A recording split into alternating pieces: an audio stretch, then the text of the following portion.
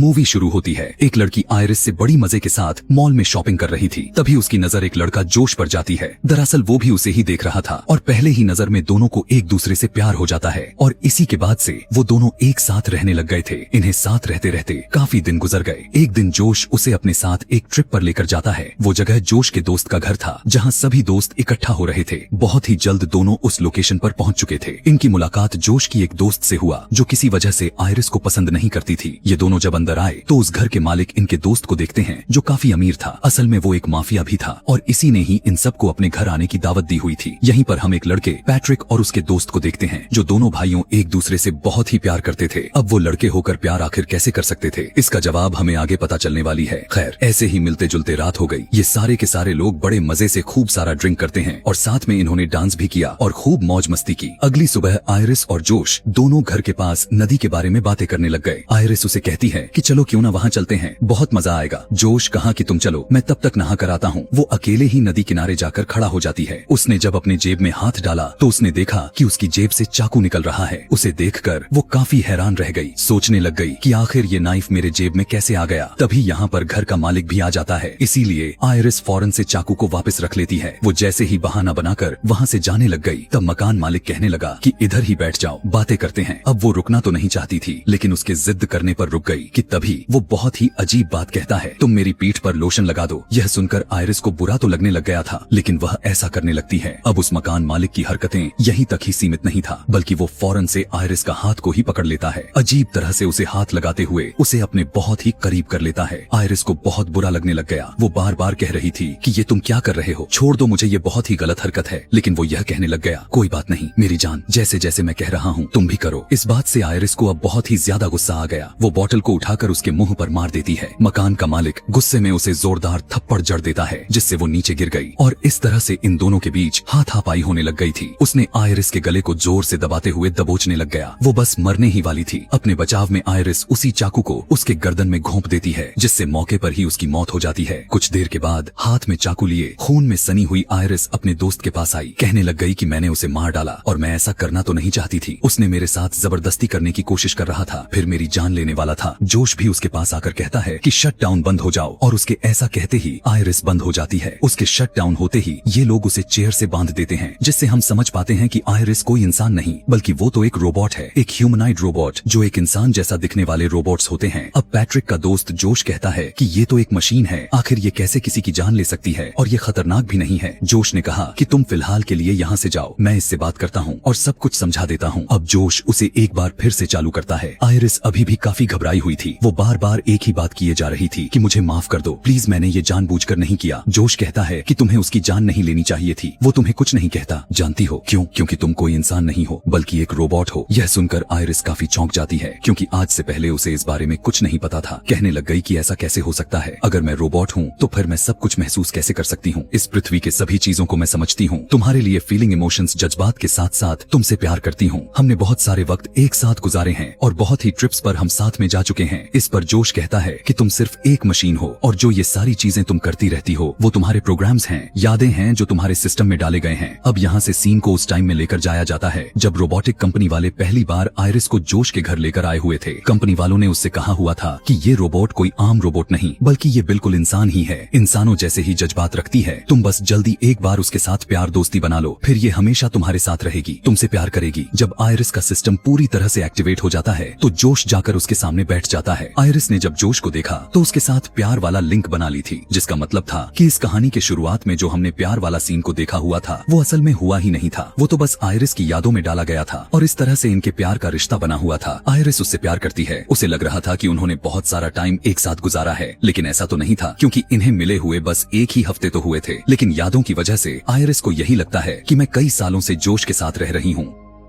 जोश उसे यह भी बताता है कि तुम्हारी आंखों से जो पानी निकलकर बाहर आते हैं वो आंसू नहीं है बल्कि एक नॉर्मल पानी है, क्योंकि तुम्हारे अंदर में एक टैंकर लगाया हुआ है। जब तुम दुखी होती हो या फिर इमोशनल होती हो तो पानी अपने आप ही निकलने लग जाते हैं। यह सारी बातों को सुनकर आयरिस कहने लगी कि मैं चाहे जो भी हूँ लेकिन मैं फिर भी तुमसे प्यार करती हूँ। यह कहकर वो रो भी रही थी। तभी यहाँ पर जोश की दोस्त भी आ जाती है और पूछने लग गई कि तुमने अभी तक इसे बंद नहीं किया। यह सुनकर आयरिस को पता लग गया था कि ये सभी उसे बंद करने वाले हैं। अपने दोस्त से बात करने के लिए जोश उसे एक कमरे में लेकर जाती है। उनकी बातों से पता चला कि यह सारा प्लान इन्हीं लोगों ने बनाया हुआ था। दरअसल वो जानबूझकर इस घर के मालिक को मरवाकर उसका सारा पैसा खुद लेना चाहते थे। जोश कहता है कि हमारा रास्ता साफ है, मैं कंपनी के आने से पहले आयरिस को रिस्टार्ट कर दूंगा, यानी उसकी यादों को शुरू से शुरू कर दूंगा। वो अब तक का सब कुछ भूल जाएगी और हम उस पर ही इल्जाम लगा देंगे। इधर आयरिस को वही नाइफ जिससे वो माफिया पर अटैक करके उसे मारा था नीचे गिरा हुआ मिलता है। उसे लेने के लिए वो चेयर को खिसकाते हुए उस तरफ जाती है और फिर नीचे गिरकर चाकू को लेने की कोशिश करती है, लेकिन उतने ही देर में यहाँ पर जोश आ गया और जब वो आयरिस के करीब जाने लगा तो वो चाकू से उसकी गर्दन पर वार कर देती है, जिससे वो जख्मी होकर नीचे गिर गया। आयरिस खुद को चेयर से छुड़ाते हुए जोश का फोन को लेकर घर से बाहर आ गई और जंगल की तरफ भाग जाती है। जोश की दोस्त उसे बस देखते ही रहे, कुछ कर नहीं पाते। पैट्रिक के दोस्त को भी पता चल चुका था कि आयरिस के जेब में चाकू जोश ने रखा हुआ था। जोश उसे बताता है कि यह सब हमारा ही प्लान था और अब अगर कंपनी के आने से पहले हमने उसे नहीं पकड़ा तो हम सभी फंस जाएंगे। वो एक पेन ड्राइव को सामने रखते हुए कहता है कि इसकी मदद से मैं आयरिस में चेंजिंग कर सकता हूँ और उसे पूरा बदल सकता हूँ, लेकिन इसके लिए हमें उसे पकड़ना ही होगा। अब जोश पैट्रिक के दोस्त को भी पैसे दिखाता है जिनके लिए इन्होंने घर के मालिक की जान ली। जोश ने सभी को बताया कि इन पैसों को 3 हिस्से में बांटेंगे, एक मेरा दोस्त का और एक तुम्हारा, जिन पैसों को हम आपस में ही बांट लेंगे। इस पर पैट्रिक का दोस्त कहने लग गया कि 3 ही नहीं बल्कि 4 होंगे। पैट्रिक को तुम आखिर कैसे भूल सकते हो, वो मेरे साथ है और उसे भी तुम्हें हिस्सा देना ही पड़ेगा। जोश कहने लग गया कि नहीं, मैं यह तो बिल्कुल भी नहीं करने वाला, हिस्से तो बस 3 ही होंगे। यह सुनकर उसका दोस्त जाकर पैट्रिक को शट डाउन कर देता है। वो फौरन से बंद हो गया, मतलब कि पैट्रिक भी कोई इंसान नहीं बल्कि वो भी एक रोबोट ही है। जोश की दोस्त उसे बताती है कि यहाँ टोटल $12 मिलियन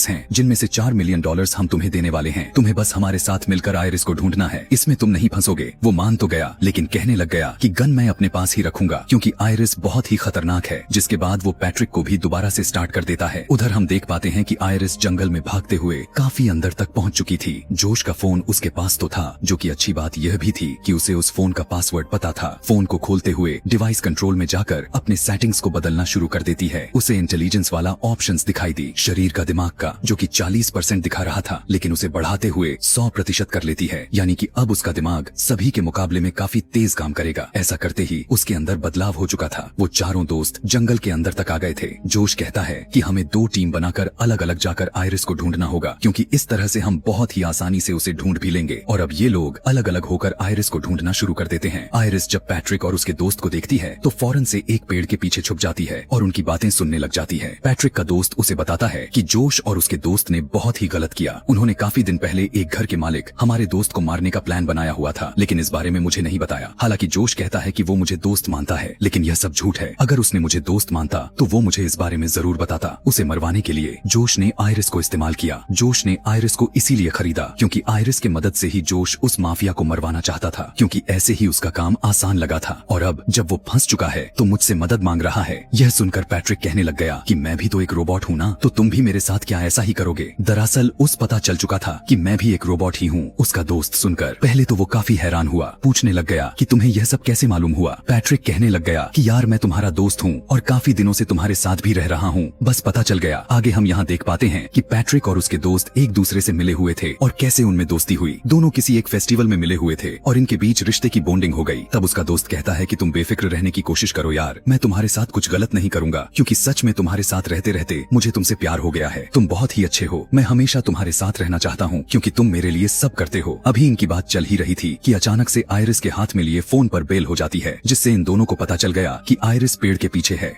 पैट्रिक का दोस्त गन निकाल लिया था और यह देखकर आयरिस भागने लग गई तो वो शूट करने लग जाता है, लेकिन निशाना ठीक से नहीं लगता। यह देखकर पैट्रिक का दोस्त दूसरे साइड पर जाता है और जब आयरिस भागते हुए आगे बढ़ रही थी तो वो सामने से आकर उसे पकड़ लेता है, जिससे यह दोनों घसीटते हुए नीचे गिर जाते हैं। लेकिन इससे पहले वो गन को लेकर दोबारा से आयरिस पर हमला करता वही उसे पकड़ लेती है। अब इन दोनों के बीच हाथापाई होने लग चुकी थी, लेकिन इसी बीच गन ट्रिगर हो जाती है। गोली सीधा पैट्रिक के दोस्त को लग गई और उसकी मौके पर ही मौत हो गई। अब यह सब कुछ ऊपर पेड़ पर खड़ा हुआ पैट्रिक भी देखे जा रहा था। और अब जब जोश के साथ उसकी दोस्त भी यहाँ आए, लेकिन आयरिस एक घर की तरफ भाग जाती है। वो जोश की हाई टेक्नोलॉजी वाली कार में बैठ जाती है और उसे लॉक्ड कर लेती है। तब तक जोश भी यहाँ पर आ चुका था, जो दरवाजा खोलने की कोशिश करने लगा, लेकिन कार चल नहीं रही थी क्योंकि वो आवाज की कमांड देने पर ही स्टार्ट होती थी। आयरिस ने जब अपने आवाज में गाड़ी को चलने के लिए कहा तो वो मैच नहीं करती। उसके पास वक्त कम था क्योंकि जोश कांच को तोड़ने लग गया था। अब आयरिस अपना दिमाग लगाती है। वो सेटिंग्स में जाकर अपनी आवाज को बदलकर जोश जैसा बनाने लग जाती है। जल्द ही उसके जैसा आवाज आवाज बनकर मैच हो गई और गाड़ी स्टार्ट हो जाती है और आयरिस यहाँ से भाग गई। लेकिन यहाँ पर जोश का भी दिमाग काम कर गया। वो फौरन से घर के अंदर आया। घर के मालिक का फोन को लेकर पुलिस में रिपोर्ट यह कर देता है कि मेरी गाड़ी चोरी हो गई है। जैसे ही रिपोर्ट रजिस्टर्ड हुआ, गाड़ी एक रोड के किनारे आकर अपने आप ही बंद हो जाती है। फिर जोश उसी फोन से अपने फोन पर कॉल लगाया और जब आयरिस ने फोन को उठाया तो जोश कहने लग गया कि प्लीज तुम घर वापस आ जाओ, मैं सब कुछ ठीक कर दूंगा। अब क्योंकि तुम एक रोबोट हो तो तुम्हें कोई सजा नहीं मिलेगी, और अगर तुम्हें इस बात का दुख भी हो रहा है तो कोई बात नहीं, मैं तुम्हारे अंदर बदलाव कर दूंगा जिससे तुम सब कुछ भूल जाओगी और हम फिर से एक साथ रहने लग जाएंगे। इस पर आयरिस कहने लग गई कि नहीं, बिल्कुल भी नहीं, अब मैं दोबारा से तुम पर भरोसा करके गलती नहीं करने वाली। तुमने तो घर के मालिक को मारने के लिए मुझे इस्तेमाल किया है। जंगल में पैट्रिक और उसका दोस्त बातें कर रहे थे और मैंने उनकी सारी बातें सुन ली हैं। अब मैं यहाँ से कहीं दूर चली जाऊंगी और दोबारा कभी भी लौट कर तुम्हारे पास नहीं आऊंगी, क्योंकि मैं भी जीना चाहती हूँ। अब जैसे ही कॉल कट हुआ, जोश भागते हुए पैट्रिक के पास पहुंचा। वो उसकी दोस्त का फोन लेकर पैट्रिक में चेंजिंग करने लग गया और उसके गुस्से को 100% कर देता है। यह बदलाव करने के बाद वो पैट्रिक को रिस्टार्ट कर देता है और जब वो दोबारा से अपनी आंखें खोलता है तो इस बार उसके सामने जोश मौजूद था। यहाँ पर इन दोनों के बीच प्यार दोस्ती का रिश्ता बन जाता है और पैट्रिक अब जोश से प्यार करने लग गया था। जोश उससे कहने लग गया कि तुम मेरे साथ रहना चाहते हो, लेकिन आयरिस हमें तो अलग करना चाहती है, तुम्हें जाकर उसे रोकना ही होगा। अभी आयरिस जोश के कार की कांच को तोड़ने में लगी हुई ही थी कि तभी उसी टाइम एक पुलिस ऑफिसर आ जाता है। वो यह देखकर गाड़ी से उतरकर बाहर आया। तब तक आयरिस भी बाहर आ चुकी थी। अब आयरिस को इस तरह से प्रोग्राम किया गया हुआ था कि वो झूठ नहीं बोलती, और जब ऑफिसर उसे यह पूछने लग गया कि तुम यहाँ पर क्या करने के लिए आई हो, तो वो कहती है कि पास में ही एक घर है, हम सभी दोस्त वहाँ पर एंजॉय कर रहे थे। अब ऑफिसर को पता था कि वो घर किसका है, इसीलिए वो आयरिस से कहने लगा कि तुम मेरे साथ चलो, मैं तुम्हें सुरक्षित तरीके से उसके पास छोड़ आता हूँ। यह सुनकर आयरिस बता देती है कि मैंने उसे जान से मार डाला है और अब मेरे दोस्त मुझे जान से मारने के लिए मेरे पीछे पड़े हुए हैं, इसीलिए मैं दोबारा से उनके पास नहीं जाना चाहती। इतने ही देर में यहाँ पर पैट्रिक आ गया। वो बिना कुछ सोचे समझे उस ऑफिसर पर हमला कर देता है। वो पीट पीट कर काफी बुरी तरह से उसे जान से मार देता है। फिर वो जोश का फोन को लेकर आयरिस को शट डाउन करता है और उसे लेकर वापस आ जाता है। अब जब जोश के इस वाले दोस्त को सारा मामला काफी सीरियस होता हुआ नजर आ रहा था तो वो सारे पैसों को पैक करने लग गई थी। वो जोश से कहने लग गई कि मैं तो यहाँ से निकल रही हूँ, अब इस मामले को तुम ही निपटाओ। जोश कहने लगा कि तुम मुझे इस तरह अकेले ही छोड़कर नहीं जा सकती, मैंने तुम्हारे ही खातिर घर की मालिक की जान ले ली और अब तुम्हें भी मेरे साथ ही रहना होगा। लेकिन वो तो थी जिद्दी, उसकी एक भी बात नहीं सुनती। वो जब यहाँ से जाने लग गई तब जोश उसे रोकने की कोशिश करता है। जब वो नहीं सुनती तब वो पैट्रिक को उसे रोकने को कहता है। अब क्योंकि पैट्रिक के अंदर बस गुस्से की आग जोश ने भर दी थी, इसलिए वो उसे रोकने के लिए उसके पीठ में चाकू को घुसा देता है, जिससे वो बुरी तरह से जख्मी हो गई और काफी तेजी से उसका खून निकलने लग गया और बहुत ही जल्द उसने अपना दम तोड़ दिया। अब उसकी लाश को ठिकाने लगाने के बाद जोश फिर से आयरिस को दोबारा से स्टार्ट करता है, लेकिन उसने आयरिस के हाथ को चेयर से बांधे थे, इसीलिए अब वो चाहकर भी कुछ नहीं कर सकती थी।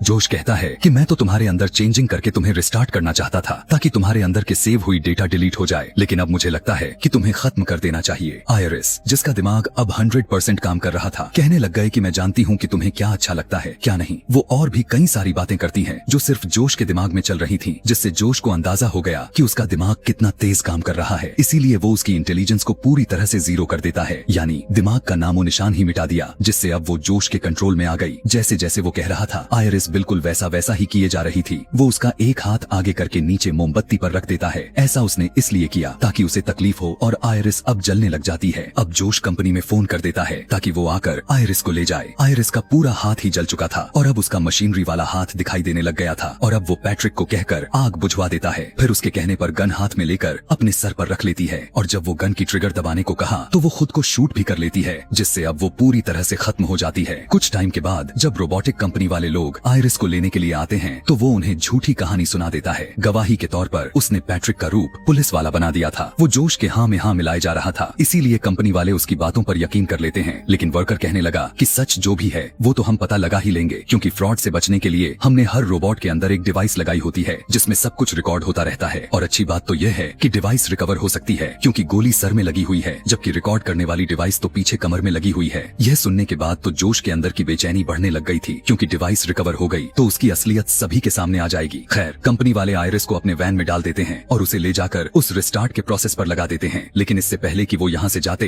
इनके सामने पैट्रिक आ जाता है और फौरन से ड्राइवर को शूट करके उसकी जान ले लेता है। दूसरा आदमी यह देखकर डर गया और अपनी जान बचाने के लिए जंगल में भाग जाता है। आयरिस का रिस्टार्ट जैसे ही कंप्लीट हुआ तो वो दोबारा से जाग जाती है। जंगल में पैट्रिक भी उस दूसरे वर्कर तक पहुँच गया था, लेकिन उसके गन की गोलियां खत्म हो गई थी, इसीलिए पैट्रिक उसकी गला दबाकर उसे जान से मारने की कोशिश करने लग जाता है कि उसी टाइम पर यहाँ आयरिस भी आ गई। वो पैट्रिक पर हमला करती तो है लेकिन उसे कोई फर्क नहीं पड़ता। उल्टा वही आयरिस को थप्पड़ मारकर नीचे गिरा देता है और वो हमला करने के लिए जैसे ही आगे बढ़ा तब आयरिस कहने लग गई कि जोश ने तुम्हारी यादों को मिटा दिया है। वो तुम्हारा दोस्त नहीं है बल्कि वो तो सिर्फ तुम्हें इस्तेमाल करते हुए कंट्रोल कर रहा है, जैसे उसने मुझे किया हुआ था। तुम्हारा असली दोस्त जिसे तुम प्यार करते थे वो मारा गया है। तुम याद करने की कोशिश करो कि जोश तुम्हारा प्यार नहीं है। और जब पैट्रिक अपने दिमाग पर जैसे ही जोर लगाया तो उस धीरे धीरे सब कुछ याद आने लग जाता है कि हाँ, सच में मेरा दोस्त जिसे मैं प्यार करता था उसकी तो मौत हो गई है। वो इस सदमे को बर्दाश्त नहीं कर पाता और खुद अपनी ही जान ले लेता है। अब आयरिस कंपनी के दूसरे वर्कर से कहने लग गई कि मुझे तुम्हारी मदद चाहिए। तब वर्कर ने उसके अंदर वैसा चेंजिंग्स कर डाला जैसा वो चाहती थी। फिर आयरिस जोश के पास चली गई। वो अपने फोन के जरिए उसे बंद करने की कोशिश करता है लेकिन अब वो बंद ही नहीं हो रही थी क्योंकि वर्कर ने आयरिस के अंदर बदलाव कर दिया था। चेंजिंग्स के बाद अब उसे कोई कंट्रोल नहीं कर पाएगा। इस बात से आयरिस को खुशी होती है। अब सीधा आयरिस जोश पर गन तान देती है। जोश उसे कहता है कि तुम मुझे नहीं मारोगी क्योंकि तुम मुझसे प्यार करती हो ना। अब यह कहानी एक नया मोड़ ले लेती है क्योंकि एक बार फिर से आयरिस जोश की बातों में आ चुकी थी लेकिन वो उस पर हमला कर देता है। वो काफी बुरी तरीके से उसे उठाकर इधर उधर मारने फेंकने लग गया। फिर वो उसे पकड़कर कहता है कि तुम्हें कैसे कंट्रोल करना है मैं अच्छे से जानता हूँ। उसके हाथ में आयरिस की लाई हुई गन थी और इस बार वो आयरिस को वहाँ मारने वाला था जहाँ पर आयरिस का डेटा सेव होती है। लेकिन इस बात से वो अनजान था कि आयरिस के हाथ में भी हथियार है और वो बिना टाइम वेस्ट किए उसके सर में नाइफ को सीधा घुसा देती है जिससे मौके पर ही वो मारा जाता है। इसके बाद हम देखते हैं कि आयरिस अपनी जिंदगी में बहुत ही खुश है, काफी अच्छे से अपनी लाइफ को स्पेंड कर रही है, वो भी बिना किसी के कंट्रोल में। अब उस पर हुकूमत देने वाला कोई नहीं था। वो बिल्कुल आजाद थी। वो जो चाहे अपनी मर्जी से कर सकती थी। सारे पैसे और एक आलीशान कार को लेने के बाद कहीं और रहने के लिए चल पड़ती है। उसे उम्मीद थी कि मेरी नई जिंदगी बहुत ही खुशहाल होने वाली है और यही दिखाते हुए यह कहानी यहाँ पर खत्म हो जाती है। आगे और भी मूवी एक्सप्लेनेशन वीडियोस देखने के लिए कमेंट में नेक्स्ट लिखना ना भूलें।